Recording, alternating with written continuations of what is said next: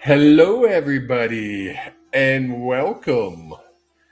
How hope everybody is doing well. Welcome to Tuning into Truth.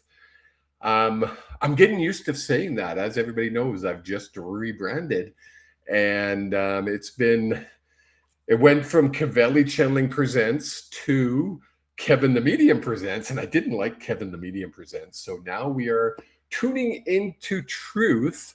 And this week it is tuning into truth with Tamarin. I told her I would mess up her name, Martin, from Revelstoke. She is a young lady that I happened to run into 3 years ago at a market I was doing in Calgary. And she was with a group of ladies that traveled from Revelstoke out specifically for this market. And it was really cool because I connected with each and every one of those ladies, and it was something different. It was just a mini reading that you do at a market, but there was something I knew deeper than that. And we're going to get into it with Tamara, or Tamarin, as I bring her in. But she started her spiritual connection journey in childhood. She experienced seeing auras, aware of the spirit, and her psychic senses. However, just like a lot of us, her life unfolded in a different direction until she surrendered to this ability in adulthood. With a deep passion to learn and explore this ability, she continues to pursue further understanding of spirituality by learning from her mentors. We're going to get into that because there's some really cool things that she's doing. But without further babbling, I'm going to click the magic button, if I can, and bring her in. Tam, how are you? I'm good. You're right. You butchered it. It's Tamarin. But Tam is how everyone knows me, so that's fair. It was like we talked about it before we came live, and I'm like, Tamarin. And then I say it, and I screwed it up. Yeah, that's what it's all good. It's all good. So Miss Martin's with us. So happy to be here with you tonight, Kevin. It's wonderful. So we're going to touch just on how we met originally, because I have done a lot of markets over the years. And when I met your group, and I think if my memory serves me correct, I'm old, but there was 5 of you, was there not? Yeah, I believe so. There was 4. Yes, there was a 5th. You're correct. Yeah. There was 4 from Revelstoke and 1 from here, from Calgary. Yes. Correct. I can remember doing readings for, I think, all 5 of you. And there was something different when I did that. It was not like readings are readings at markets. And if you've ever done a market, readings can be very generic, I'll say, at a market. It's like a teaser. It's like you want a whole cheesecake, but you get a little square of cheesecake. It's really good, but you want the whole damn pie. When I did the readings with these ladies, I can remember still vividly 3 years later, I remember going home and I remember talking to my girlfriend at the time, Allison, and I'm like, this was really bizarre. Like I can't put into words the connection the 5 of us had.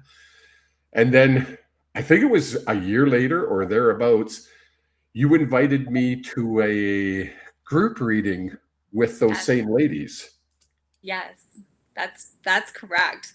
So I first met you by chance going to the spiritual market in Calgary 3 years ago with my girlfriend. So the ladies that I went with are also ladies that I sat in kind of a development group with. We were all kind of spiritual, open and aware, and we had known each other for various reasons.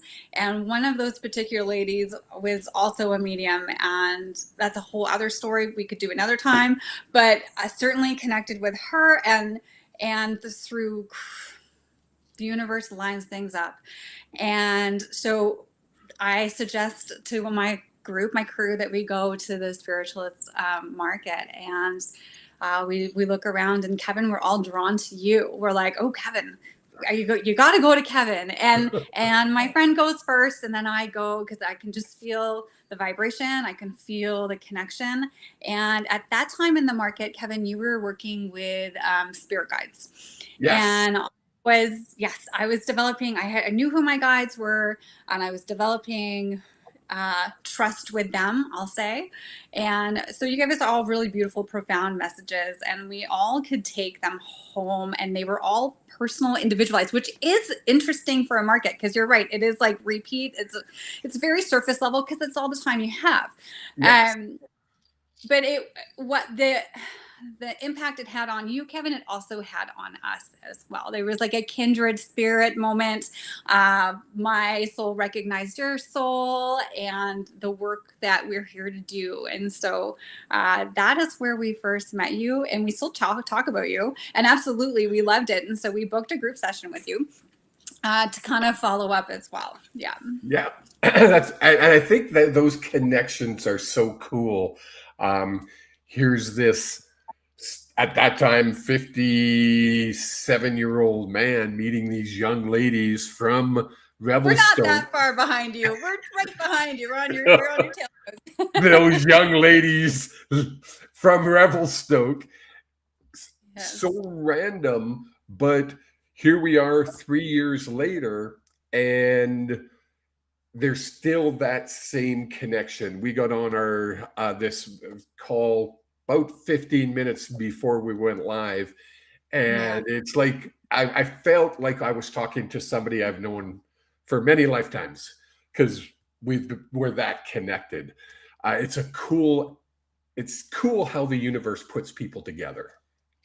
Absolutely. I agree. And that reading, that mini reading, and connecting with guides and receiving those messages really helps solidify me coming to surrendering terms on developing or allowing myself to develop my own mediumship and embrace it without my own personal judgment and bias. And so it's a really a great turning point for me to allow myself to move forward. That's so cool. Now let's take your way back. Okay. One of the reasons I love doing what I do with this show is I like getting into the weeds, I'll say, with other mediums, other energy practitioners, to see where they came from. I know where I came from, and anybody who's watching knows where I came from. And I'm hoping through this next 45 minutes to an hour that there's going to be somebody listening, whether they listen live or they listen to the podcast afterwards, they will connect and they will go, that's what I'm supposed to be doing. Because that's what happened to me. I hope so. I took these courses that are on my wall. 10 minutes into the first one, I went, oh, that's what I'm supposed to be doing. Tam came to see some random guy at a random market and said, oh, this is what I'm supposed to be doing more of. So let's go back to your childhood. When did you first realize that there was more to life than we were born and we die? You know, I'm going to be really honest, and I probably will rock the boat. I really did not understand how other people didn't understand that there was more to this world. And so I guess not really, maybe a bit of an outcast, very loving, very compassionate. And I could sense this spirit world, we'll call it a spirit world for lack of better language at this point.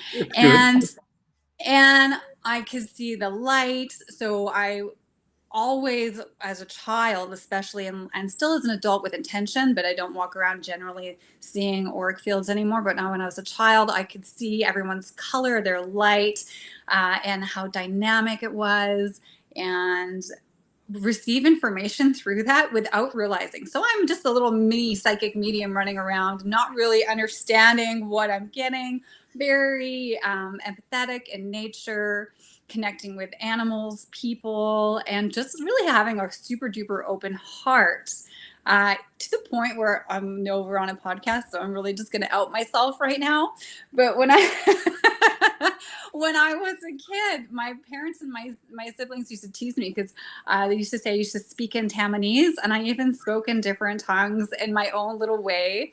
But I knew this to be communication. Like this was just little me understanding and interpreting the world around me, and it was innocent and pure. I laughed the way I did. And one of Angela's grandchildren, she has her own language, and Yes. she communicates with her own language. And I joke about it, but I'm like, I'm actually serious. This is her own language, and maybe we should be paying more attention. It was, and I'm probably have memories from about 4 where I'm connecting and I'm confused that the other adults or older people in the room don't understand what's happening or going on. I'm like, clearly we're doing this, but they're confused by me, and that's fair. They're not connected, or they're oblivious to what's going on. But I could just feel it and I could see it. So it was a tangible experience to me. Very cool. And it's very cool that you can remember specifically that detail, which is, I wish more of us could, but unfortunately, and I believe this probably happened to you later, we were told, no, this isn't possible. Stop it. So I have a slightly different story than other people. So I actually don't know your story, but I can feel it, and I know I haven't asked consent. Consent's a big deal to me, but I can feel, Kevin, that you grew up in a very closed box. Would you understand this? Yes. Yes. Yeah. Mom was very Catholic. That's Okay. as boxes you can get. So yeah, like, and so my parents were not, and my mom was actually is a medium, and attended spiritualist church in England at the time, but she didn't practice when she had us, so she wasn't active in her mediumship, and so she didn't. Sorry, Mom. She didn't really teach me anything, but she did normalize some of my experiences. So she didn't try to make me feel weird or different, although she, would tease. Nice. But it wasn't shunned. I'll say it wasn't shunned. That really came from other people. That actually came from societal norms, that pressure to conform and not want to be seen as different. And so for me, that experience of dimming my light came from the social norms that are imposed on us. And so friendship, school, those pieces made me squish my light. Like so many of us move through that period of time where we have to dim to fit in. Well, it's hard enough to be different. It's hard enough being a teenager, a young child, teenager into young adulthood, let alone add in, you start hearing things, seeing things, feeling things other people don't, and you're like, you're not feeling that, are you? Yes. Oh, I have some wild stories about that. Like just people's loved ones showing up and yeah. Sorry, do you know who this is? And being judged for it. I actually have a terrible story. This is before I understood my mediumship, when I was probably in my 20s. And we were going to some hot springs, and I was there with one of my friends I grew up with, and she had a roommate who joined us. And we're going back to the vehicle, and it's walking through the forest, Kevin, and I could feel the spirit come forward. I could see this young man walk through the forest and come right up to me, blend with me. Well, now I know it is blending, but at the time I was like, who's this guy? And he had said, my name is, I think it's Derek. It was a D name, Derek. I'm this person's friend, and I passed cliff jumping, and she needs to know that I'm okay, and my mom needs to know that I'm okay. So I just tell her this, at 21, 20 years old, and I terrified her. So I'd forgotten to ask permission. I'd forgotten to ask consent, and I just laid it. I didn't know the rules yet, and I just laid it on this poor girl, and I legitimately scared her. Well, and then scared me. It scared me. And that whole experience made me get even smaller, like terrified of the ability that I had, that I would hurt people or scare them. I would never want to scare anybody. And that sat with me for a long time too. Actually, interestingly enough, the act of mediumship made me smaller because I didn't have enough experience to support what was happening. Yes. It's funny. The last interview I did was with another medium, and she will just, it doesn't matter where she is. She'll be in a grocery store and she'll just walk up to you and say, "Hi, your dead sister is here to talk to you." And I'm horrified by it. I was like, different paths for different folks. Yes. Yeah. Right? You're a lot like me, unless I get I need a written in blood consent saying you will allow me to access the other side for you. I'm not going to. At least I like the opportunity for them to say, no, thank you, I don't want a message. Yeah, exactly, right? Yeah. It's, yeah. Did you have, as that teenage years, early adulthood, did you have that friend that you could talk to, that you could confide in and say, dude, like, this is happening? So I kept it close to my heart. I had a few friends that would know different pieces. I have an older sister, actually, who, when I was a teenager, we would practice and play little games, like psychic games with each other. My sister now. And then, but I did have some friends that I did share pieces, but no one person knew all of it. Yes. I was very guarded. But because I was afraid of judgment. At this time, was your mom a practicing medium when you were in your late teenage years? Yes. So she got back into it. I was probably sort of grade 11, grade 12. And that reopened actually how I met one of the mediums or one of the people who came to see you in Calgary, not that 3 years ago. And she exposed me to pieces of it. And I gotta be careful what I say here. So, she worked on like missing persons cases. Yeah. And I had a lot of information I didn't ask for. I'll say that way. A lot of information I didn't ask for. And I didn't like that either, actually. So there were a few things I was like, yeah, no thanks. I never need to do that. I never need to know that. And so I really blocked myself in a lot of ways. I feel it. It's funny when I hear other people's stories, and I love that teenage years going into young adulthood, because I think that's where we either dive into this and become one of them. Yes. Or we wait to way later in life, then dive in and become one of them. I wish one of the things that I'll regret, I don't have a lot of regrets, but one thing I wish I would have, if I could go back and change anything, I would have told my mom, no, this isn't evil. And that's what she told me. She told me this was all evil. And two, I would have started doing what I do now at a way younger age. When did you actually decide, you know what, this is what I'm supposed to be doing? Yeah, that's a great question.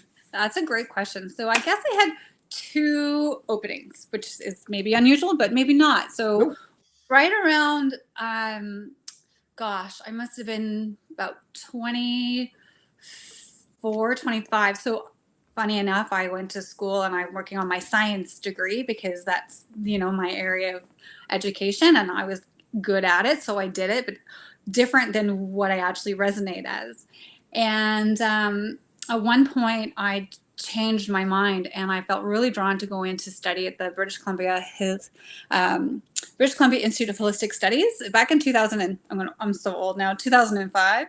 And I met, this is after, anyways, I met my professors who ran the school, and all were also teachers there.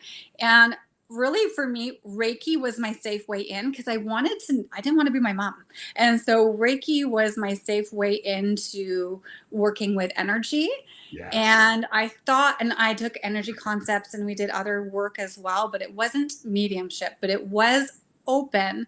And it was a way in which I allowed my psychic senses to develop under the framework of Reiki, which to me ended up being just energy work. And interestingly enough, one of the professors we're getting there, was a trance medium.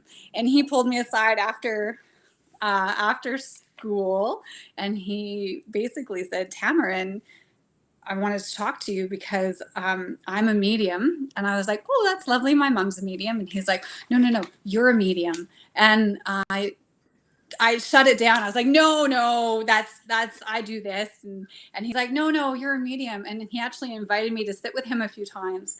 And I, he pulled me aside. I can't run away from it. So that was one of the first openings. And then I shifted into motherhood and getting busy. And I'm long-winded here. But essentially, I got really sick. 2016. And because of motherhood and those things, I ended up working as an EA and working with children with special needs. And I used my psychic abilities to tune into their higher selves to figure out what they wanted when no one else could work with the nonverbal kids. So I got to use it there. And then I became ill, and I was never supposed to get better, but they were wrong. And we're here today doing what we're doing. And it sent me on a path, and I went into finance, like a totally different venue, which I hated. Kevin, I hated it. It was soul sucking for me. It's definitely not my path. And universe threw obstacle after obstacle in my way. And I still worked with my guides, and I could just hear my guide over and over, strong, fast, and steady, never pushy, but just steady. And I felt really, really called to pursue my mediumship and find people that could support me in my mediumship. So that was the second one. And that was the year before I saw you. So it's 4 years ago. Wow. Yeah. So long road to get there. And I pushed it away a few times. Well, it's funny because you said, oh, I had two. And I'm like, yeah, most people have like 5 or 6, believe it or not, where they like literally get a book banged over their heads. And I use the word book because that's what happened to me. Early 2000s. We were in Christina Lake. We were on holidays. And I had told my wife about dreams I used to have of my dad. And my dad crossed over when mom was 8 months pregnant with me. And we would sit on the marble staircases with the big glass building behind us. And I say that to you because I know you know what I mean.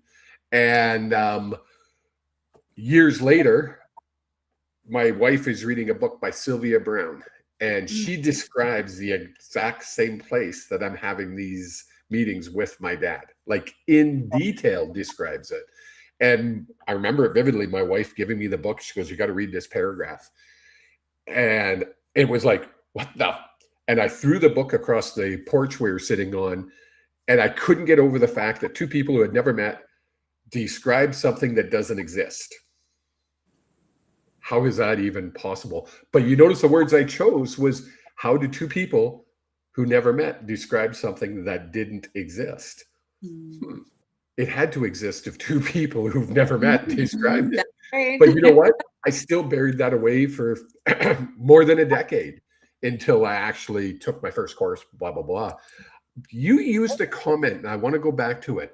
I didn't want to be my mom. Yeah. Your mom was a medium. Besides the fact we don't want to be our parents because that's not cool. Was there something else behind that? Was there some kind of negativity around that stopped you? Yeah, I think that there probably was, and along with just teenage angst, and we always want to be different than our parents, and I wanted to carve my own path. And in my own right, my rebellion was to go into like a science mind as opposed to spirituality, which is hilarious because I think a lot of people do the other way. And so for me, that felt safe and controlled. It was really about me learning how to surrender and learning Yes. to trust spirit. So in my teenage brain, I mean, I don't have an adult brain at this point. Of course, I'm going to make choices with my teenage brain when I'm not young, and so the result really was to go a different path, something that felt really secure and safe and normalized. Is all part of the masking. It's all part of the masking journey, right? And so that is certainly not my soul's purpose in being here. And I fully embrace myself now, obviously. Yeah. Nice. It's funny you say you went in the opposite direction in science, yet my guides show me science and spirituality were meant to do this. I And agree. that's that when you learned what you learned, you kind of went, oh, I guess I'm supposed to be over here using what I know from over here. I It's think there are two parts of the conversation. We just don't know all the in between stuff. Yeah. exactly. And you know what? There's societies here on earth that do. They Yeah. use science and spirituality and they put them together and it works really, really well. Oh, Um, for sure. you look at, I mean, you go to Europe, there's, you mentioned Reiki, there's Reiki masters in operating rooms in Europe because they've realized long before the North American market has that it actually works. It actually helps people recover. It really does. And I know one of my mentors I believe, got invited for a study, but a few of them have. They study us. They study us. They hook us up and they watch our brains go, and they check on our accuracy. Like, there's so much that they're even learning about the work that we do, and it's phenomenal. I think that, give it another 100 years, we'll be very impressed. Shorten that time frame. Shorten the time frame. Well, we get to Um, come crusade through here, Kevin. it's funny, my guy's Kevin. I know, I know. That's for another conversation. Um, so you come into your own, you decide this is what I need to do. Did you immediately start a business? No, no, I No. didn't. So I did not. So I've done my Reikis forever. So I guess that's not the new aspect. I actually took some time. So I got outed a few times. So one of the messages I received was to attend a spiritualist church. I don't go there anymore or often, but initially it was kind of my in. And I'm very grateful for that opportunity, and because they started a circle because I was there. So that was amazing. And I had a lot of conflict. So part of the issue was my mom was a medium, and that was her profession for a number of years. And I didn't know how. I had some healing to do around money. I had some healing to do around energy exchange and money and what that meant. And I just wasn't there yet until I met several. Oh, gosh, I've had the most unbelievable luck since I have surrendered to my mediumship. And I left my job. I've worked one full year for myself now, Kevin, without having a part-time job to sustain me. So I'm completely. This is what I do. This is what I live and breathe and do. It's not even work. It's what I'm here to do. Yes. And since doing that, my mentor hired me for subcontracting work. I work for myself. I get to go to the Banff Wellness Retreat. I'm actually one of their mediums that gets Yes. there by just a blind reading for somebody and getting an opportunity. So the universe has really been kind to me and allowed me to use my gifts and move forward with the work that I'm supposed to do. So, I'm not a perfect person, and they caught me. So I'm here to really advocate that you're going to get caught. If you're living the life authentically and then you're on your path, they're going to catch you. They're here for you. And it's funny because you use the word surrender quite a few times in that context. And I've been doing what I've been doing since 2020. I always had my full-time job. This was my side gig, and I hate calling it that because it's not a gig, but it was something I did in my spare time. And last September, I literally used the words, I'm going to surrender to you guys because they were telling me you need to leave doing what you're doing and do this full time. And I'm like, I'm 61. Are you nuts? But since I use those words, I surrender, and I'm just going to let my guides. I use the word take over, and it sounds bad, but it's not what it's not. I get it. They're not controlling my life. I'm just following their lead. And man, my life in the last year has, whew, what a difference. It's just been so fast and so quick that it's like, why didn't I do this 5 years ago? And my main guide goes, oh, really? You have Mhm. such good ideas, Kevin. Why didn't you? That's it. We're ready when we're ready, Kevin. I mean, we're ready when we're ready. And it is that act of surrendering, like you say, and then that abundance comes. Right? And it's funny because we use the word abundance a lot in the spiritual community. And I always got confused by it because to me, abundance meant bank account. My bank account had to be abundant. Right. When we say the word abundant, what does that mean to you? Peaceful. There's a sense of peace in the heart space. There's a sense of peace in your solar plexus. In the work that you do is authentic and grounded and genuine. And then it calls in joy and peace into your life and opportunity into your life. That to me is abundance. Yes. Abundance and money is a great part of abundance too, sure, but it's not the goal. It's a No. great byproduct of the other things taking place. When we stop making money the goal is when everything else falls into place. Because when we make money the goal, nothing happens. That's it. You block yourself. You block yourself. But when you show up authentically as yourself and you let those guides boss you around, Kevin, uh, that's that's when you're getting in the flow, right? That's when we get in the flow. And we are stubborn creatures and we hate that. But once we figure it out, that's when our life really starts to feel right, feel on track. And I love that that's been your journey since September. That's amazing, Kevin. Well, and when we hear the word surrender, it's so negative in society. You surrender, you give up. You literally put your hands up and go, I surrender. So to me, surrendering wasn't a option in my life. It was like, no, I'm in charge. I have to be in charge. It wasn't, and again, it wasn't till I realized, well, surrendering isn't giving up. It's allowing yourself to be who you're supposed to be.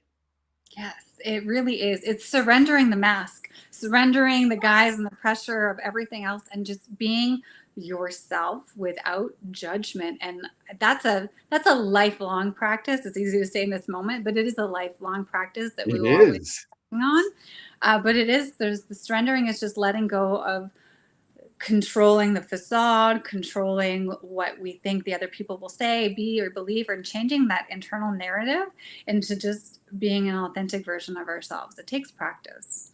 It does.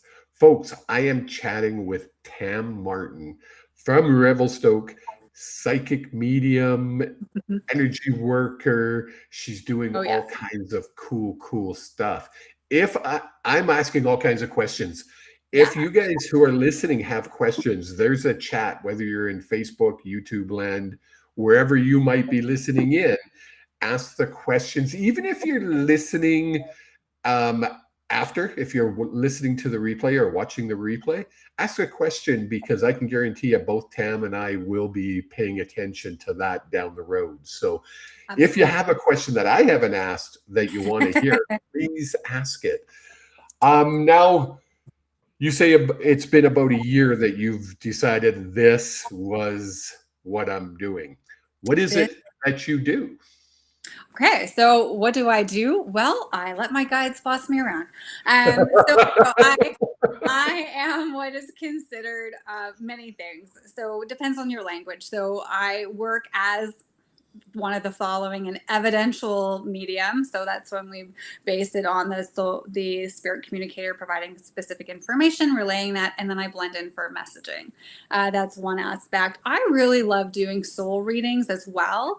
Both are equally as good, but I love tuning into the higher frequencies, that higher wisdom, and I get a lot of guide information in that as well as like karmic tethers and past life things Oh, can cool. also come up into my awareness as well. And so those are the two areas of readings that I do. So I love tuning in and bringing through people's loved ones, of course. There's a lot of healing that happens within that opportunity to have those messages. Reconciliations happen. I mean, I just had the most amazing thing happen. I just did a reading today for a lady in Melbourne, Australia, and she had like people's birth certificates from 1890 and being able to bring people through it. Just incredible opportunities. You never know what you're going to get, and it is that level of surrender that gets you there. And then along with the soul readings as well, I also work. I'm a Reiki master. I teach Reiki and also offer Reiki. And actually, currently, right now, I'm offering a psychic development circle class via Zoom starting next week for 8 weeks as well. So I teach, I do, I believe, and on top of all that, because I'm not busy enough, I am working on my trance mediumship right now. And I know we want to go there, Kevin. We So, do. But before we go there, yeah, your guides want to take you back to your teaching. You just yes, kind of threw it out there. It's like, yeah, I yes. do this as well. And they're like, no, bring that forward. And they put it right in my face Yeah, because of everything we do a lot of the same things. yes, We both talk to dead people. We yes, both talk to spirit guides. We both yes. connect with souls. Hmm. But I think the most important thing we do is we teach people to do what we do. Yes, Because you, along with me, we believe anybody can do what we do. yeah, You can learn to do what we do. So yes, talk about that circle. I want yeah. to know more about it. Yes. So absolutely. So I just ran I ran a hygiene 101, like a spiritual energy hygiene 101 workshop. And that one is a huge one that comes up a lot. People aren't grounding and clearing their energy. So that's one I'll Yeah. be offering again, but in circle. So for me at this time, I feel like I need to know my role a little bit. And so I feel versed in psychic abilities. And that really is a stepping stone to people's mediumship. And Yeah. I know a lot of people hit the ground running and they want to go to their mediumship, which is beautiful, and you can learn it.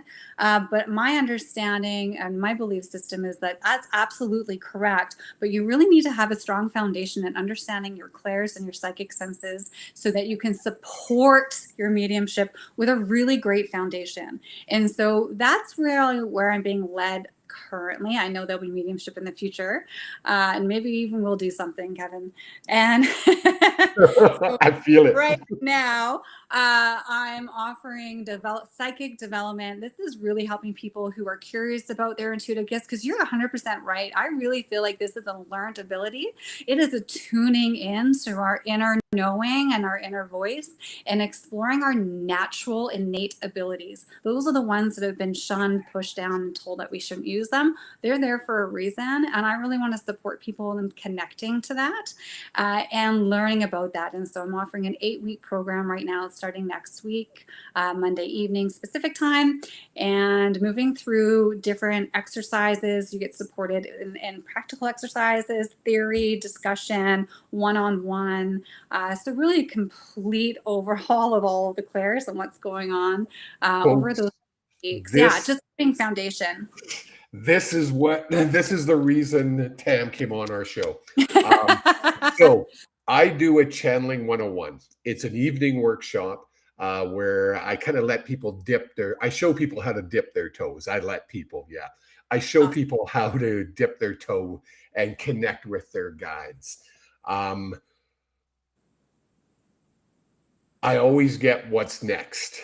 And Mhm. anything I know is a in-depth, very expensive course. And I'm like, yeah, that's Yeah. probably not. Tam, what do you charge for your 8-week course? Yeah, it's $160 a month. So it's 320 is the total. So it's basically $40 a week, and you get an hour and a half with me of instruction time and practice. So it's quite reasonable. Folks, this anybody that's taking my channel, Canadian dollars. anybody that's taken my channeling 101, this is the next step. Tam will take you to that next level. And I've been waiting, and it's so funny because my guides have always said, wait. I thought, okay, I'm waiting. I'm going to do something. But nothing's come to me. And it's been like, no, I'm supposed to do that 101, let them dip their toe in, and then send them forward. It's like, go ahead and I love grow. that. I don't want you anymore. Go some. No, that's not the way it works. You know, it's definitely a calling. I feel really strong. I know it's part of my soul journey is to help support others in their unfoldment, and that's a word I use for their learning of their spiritual understanding. Yes. And so I know that's also why I'm here. I'm here just to like shine the light and to ignite the light of others and those around me so they can step forward and claim it. My goodness. Whew, I got goosebumps. Goosebumps on my goosebumps. And I got to tell you, it's really funny. It's weird how the world works. For some reason, I didn't sleep last night. I'm exhausted. I did a 2-hour podcast where Angela, my girlfriend, and I were interviewed for 2 hours. Wow. After that, I was just exhausted. I was like physically, mentally done. And I'm like, how am I going to get through this podcast of mine tonight? And I could go another 2 hours because the energy is so amazing that I love it. It's just, It's electric. You can feel it. It's palpable. Yes, it is. Yes, let's go to the trans channeling. Yeah. I kind of touched on it. We and I do a show on Monday where we do like mini readings on a Monday night. It's something I have always done. Now we've taken it to a different level. She's a grief coach, intuitive, energy healer. She has more modalities than most mechanics have tools. It's insane what they do. Well versed, well versed, and very, very powerful. And our sessions are insane. It's just insane.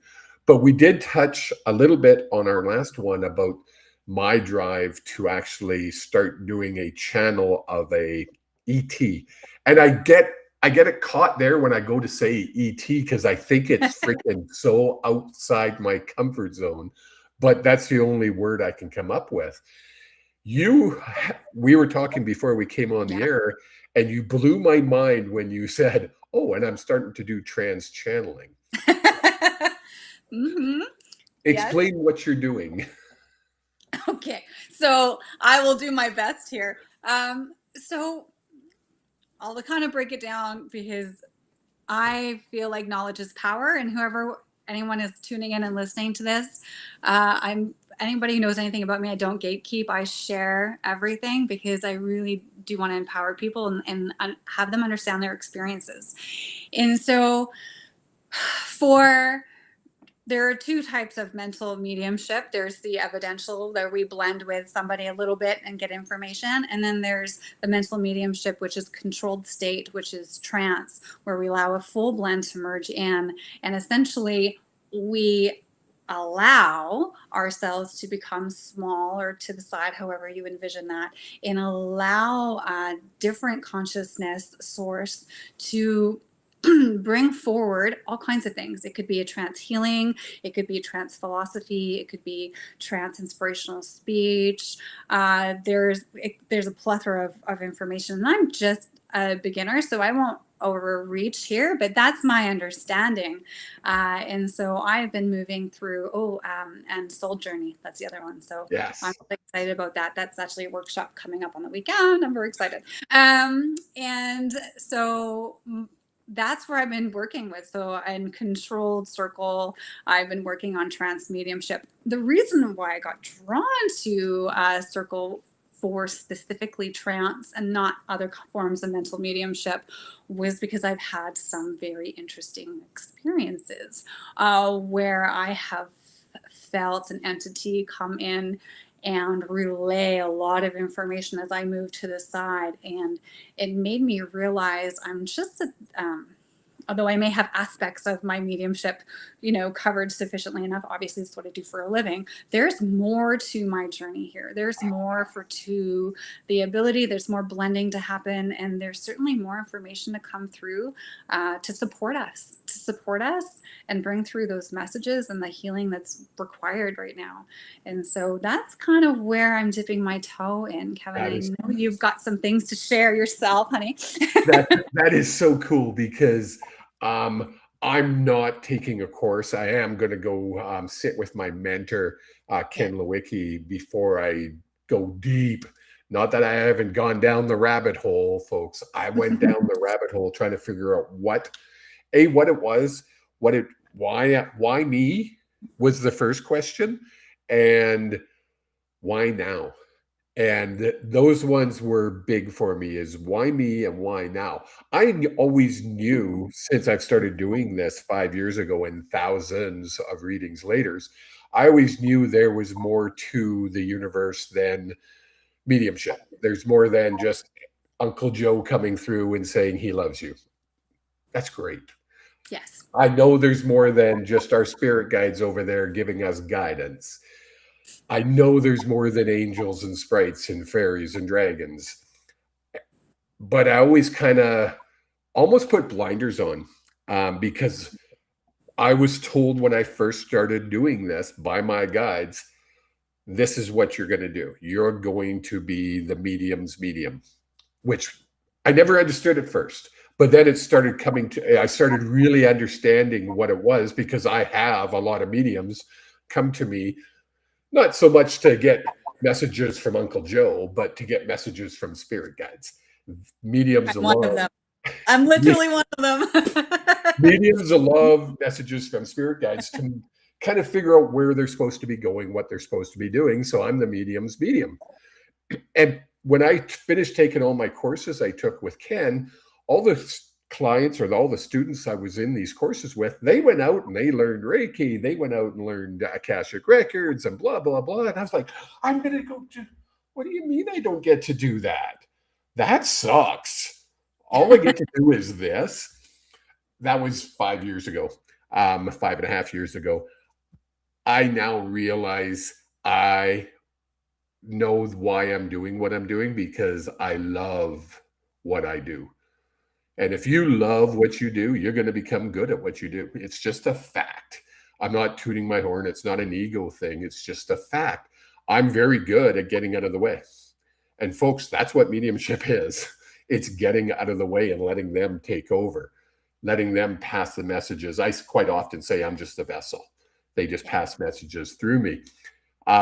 Now I'm seeing, okay, apparently I'm ready to be able to take this to the next level. And I'm here to tell you, Tam, if you didn't know it, you're coming with me. You're taking it to the next level. And I think there's a lot of us practitioners that are being forced, if that's a good word, pushed really hard, encouraged with great anticipation at this time where society needs more of us. Society needs some balancing happening. Yes.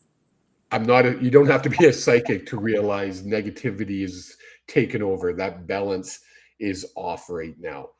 And part of this journey that I'm going to be on is to pass messages on to the collective, for lack of a better word, to be able to bring that positivity, raise that vibration to a level where it's back to being acceptable.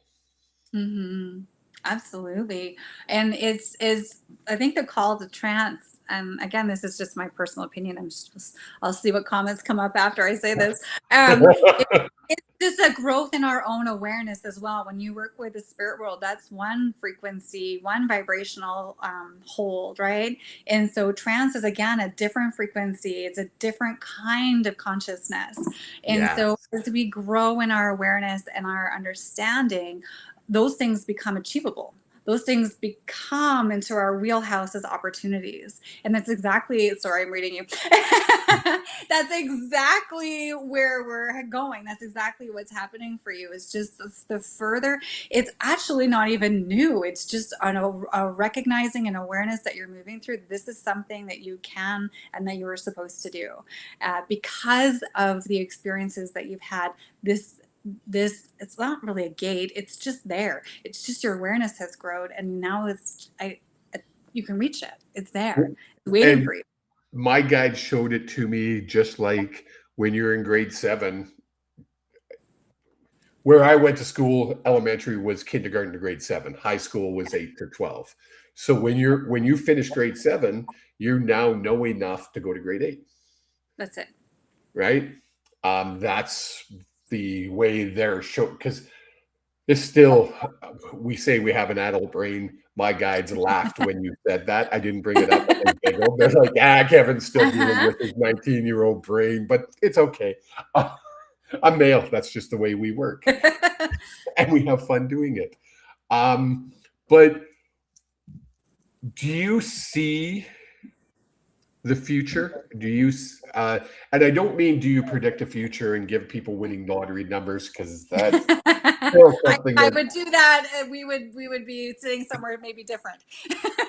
I would still be doing what I do. I'd just be doing it from Mexico on a beach. That's exactly. Actually, that's the best test of character. If you won $1 million, what would you do? I said the exact same thing. Yes. Same thing. It's not work to me. It's just my purpose. Yes. But do you see your future? Do you see where you're going? Yeah. So I like surprises, funny enough. I like it to be revealed, but I do see growth to the point where it actually can be intimidating. Does that sound strange? No. But I think it's going to keep me humble, which is good. I need some humble pie as you move through this process as well. But I can see the opportunities grow and grow. And even in the last year, I'm always amazed by spirit. And I can't even take credit for this. I'm literally, like you say, just the vessel. But the opportunities that have come up, and I have literally read from every continent except Antarctica, readings, and it just baffles me. And I'm always in awe of the beautiful connections that happen regardless of space and time. And I see more of that happening. I see more teaching happening. I see more trance for me happening, and being able to support people through those modalities. I do see growth in those areas.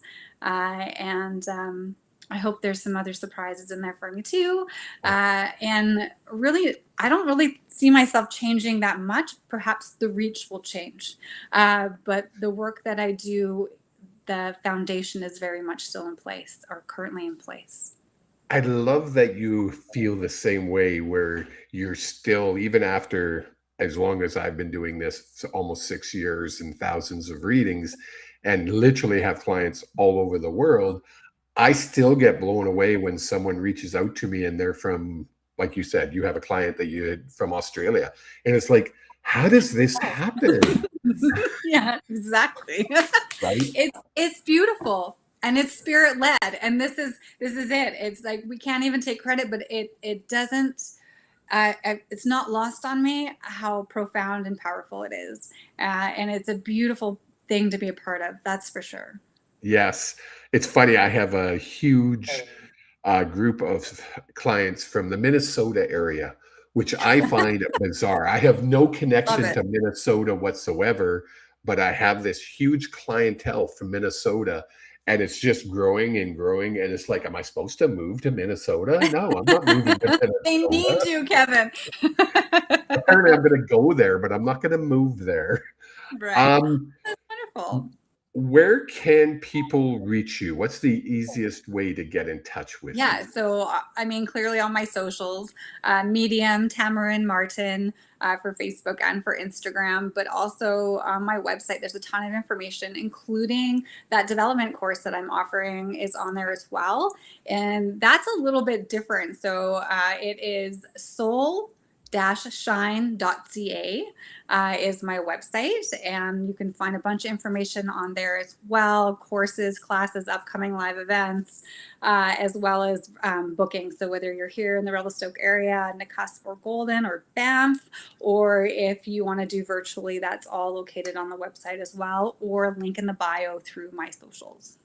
Excellent. You mentioned you're going to be in Banff. Let's talk about what Yeah. you're doing in Banff. Yeah, so I am going to the second set. So Banff Wellness Retreat is a retreat held in the Banff, which is a place in Alberta, Canada.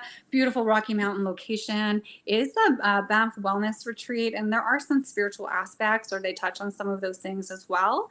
And they offer a wide range of modalities for people to go enjoy and experience and reconnect. And I'm lucky enough to participate as one of the instructors, and I will be instructing two courses, two classes. One is on Reiki and how to include it sort of in your daily living. And the other class that I'll be offering is on mediumship, soul to soul communication. Ooh, that is so cool. I can't wait to hear how that goes. I think that's going to change a lot of things for you, just so you know. Be prepared. All the build up. I'm just so happy to be of service. I really am. I feel really blessed to be of service for sure. Tamarin, thank you. Did I say that right? No, every time. Go with Tamarin. It's like tamarind spice or the tree, but just without the D on the end. It's funny you mentioned tamarind spice. Angela and I were on vacation. We saw this spice and we were so excited. We thought it was like we're in where were we? We were in Honduras, Roatan, Honduras. We thought it was a Honduras spice. We looked all over this little place trying to find it. We finally found it. We bought 3 bottles of it and brought it home for our kids. Cool. Our kids looked at us and went, dude, I can buy that at Costco. We have tamarind. So yeah. That's it. So Tamarin is my name. Tamarin. Just like the spice without the D. My parents were trying to be creative. I don't know what they were thinking, but that's what they gave me. Pam, thank you so much for taking time. I know you're usually doing something else on a Tuesday night, but you decided, nope, this was important. So I thank you. Yes. Folks, if you feel the pull, reach out. You won't be disappointed. I don't even know who I'm interviewing next, folks. I really don't. I went to my brain, tried to go to find who I'm interviewing next, and it's not there. So I will post it on my socials, but there will be a show next Tuesday. And till then, if you want to reach me, you know how to get me. Go to Kevin the Medium on all my socials or kevinthemedium.ca. Till next week, take care, everybody.